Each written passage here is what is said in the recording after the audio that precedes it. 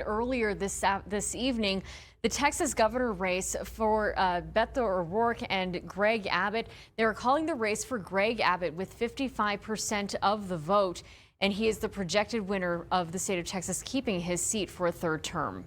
And we have ABC 7's Rosemary Montañez standing by live at the Beto O'Rourke watch party at the Epic Rail Yard in South Central El Paso. However, attendees there obviously were hoping for some better news. Let's check in live with ABC 7's Rosemary Montañez. That's exactly right. That's exactly right, Eric and Stephanie. A lot of people here hoping for a victory speech tonight. Instead, they'll be getting a concession speech. As you mentioned a few minutes ago, ABC News projecting that Greg Abbott will continue to be the governor of Texas. He will get another term in office here in the Lone Star State. Now, here in the watch party, you know, we haven't seen a lot of people leaving. We haven't really heard an outcry, you know, people being disappointed or crying. But instead, you can actually see people are still coming into this venue in South Central El Paso. People are, you can actually feel it's a very relaxed environment. People are just kind of hanging out, seeing what is next. Truly, they're being cautiously optimistic as they await those results. You can still hear a DJ is playing behind me. The music is still going loud and strong. Now, Beto O'Rourke is not here yet.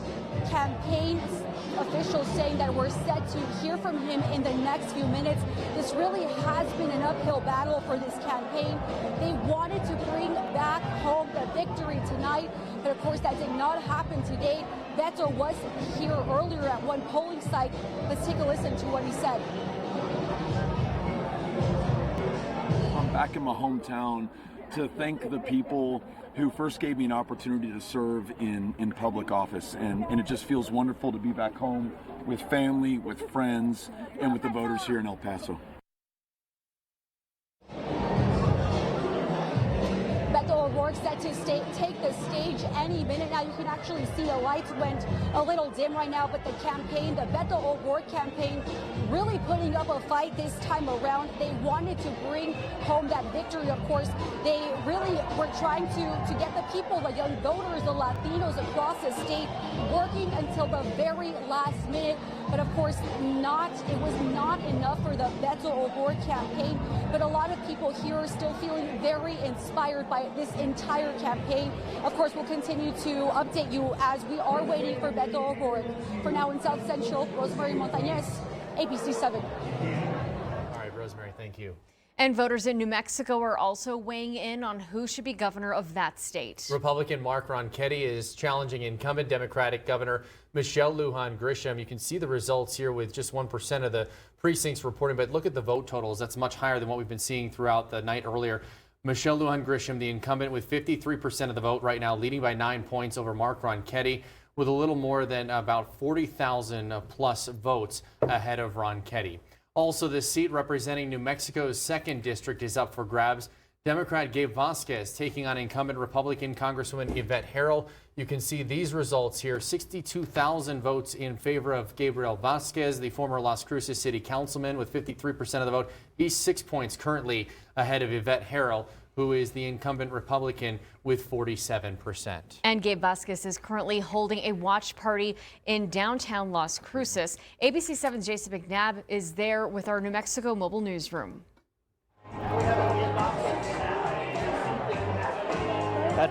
That's right, Stephanie. I'm here at the Amador, which is in downtown Las Cruces, where supporters, family members, and friends of Gabe Vasquez have been piling in here all night. Now let's take a look at the latest numbers. Over 50% of the votes are in at this point.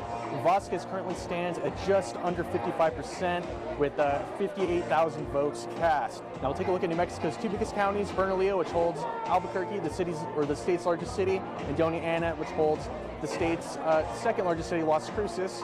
Bernalillo's got about 21,000 votes for Vasquez right now, and Doña Ana has just over 22,000. Now, once again, Gabe Vasquez is looking to take over Yvette Harrell's seat, who is the incumbent 2nd House representative here in New Mexico, and he's hoping to take over that seat tonight. Now, we'll be sure to bring you more coverage as we get more of the votes, so stay tuned to ABC 7 for more on that. Now, back to you guys. Thank you. We are now joined by 2 guests here at our desk. Former El Paso Mayor DeMargo and UTEP Communications Professor Dr. Richard Pineda. Thank you so much for taking some time. We just covered some of the statewide elections, of course. Let's start with the big ticket race. Of course, Beto O'Rourke, all projections pointing towards Governor Greg Abbott keeping his seat. Dr. Pineda, no surprise when you're really paying attention to the polling.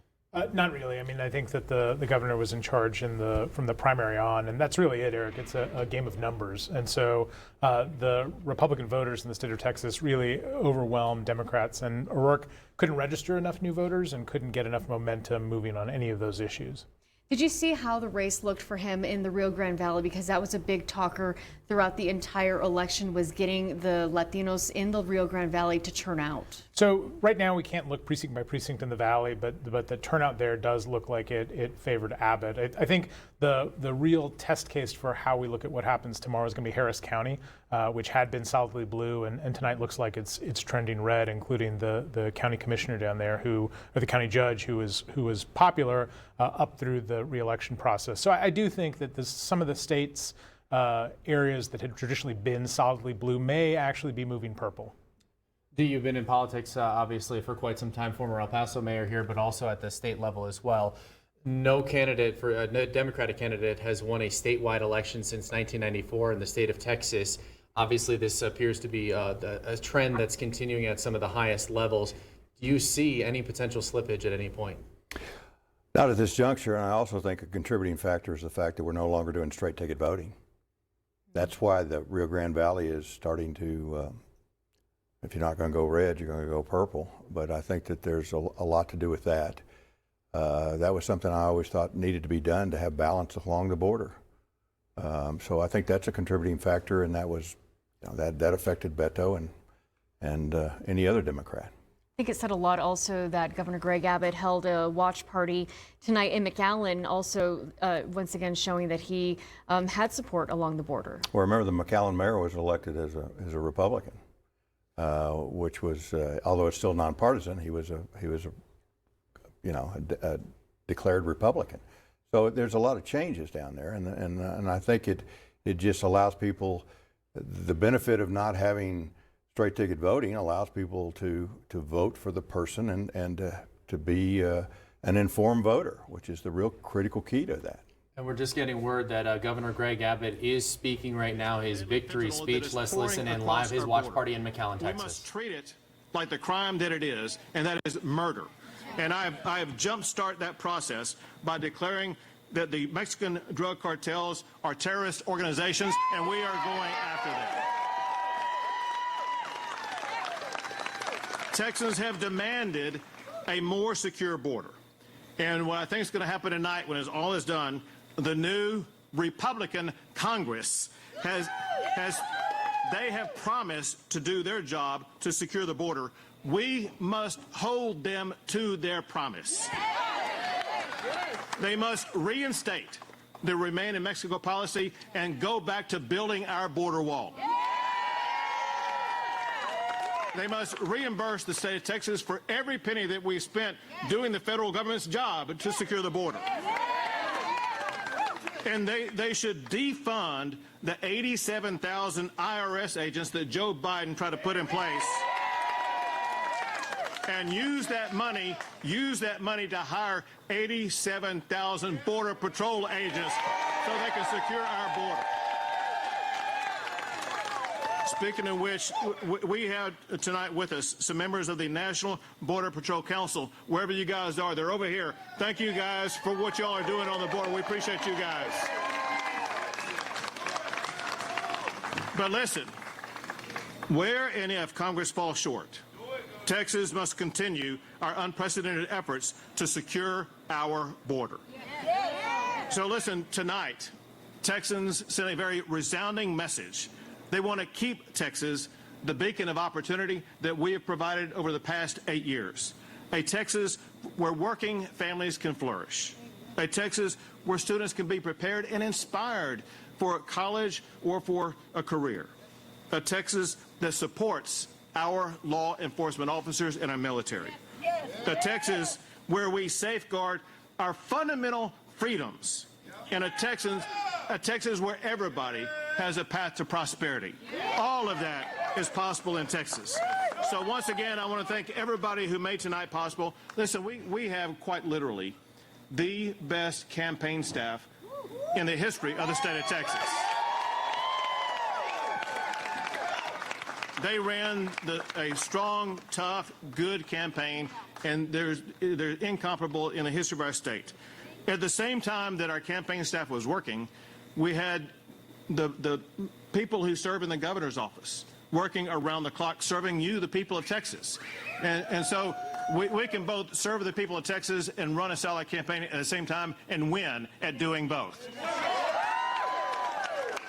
I want to thank all the volunteers, people who did this for the cause, not for the money. People who knocked on doors, people who sent out texts, people who made phone calls, people who got voters out, people who cared, people with passion like this young woman that I've met. There's not been a single time I haven't been down here without her and her daughter being here. And I even know about her daughter's little boo-boo on her knee that she had that's healing up right now. But she's precious, but all of you all are precious for the way that you put in the time and effort to make sure that we would win. And I want to thank my supporters for record-breaking resources that we needed to make sure. And again, that was Governor Greg Abbott in his victory speech tonight in McAllen, Texas, along the border. Obviously, the border was a big role in the state race for governor. Dr. Pineda, can you just talk a little bit about what we can expect for the next 4 years for Governor Abbott's tenure? Well, there's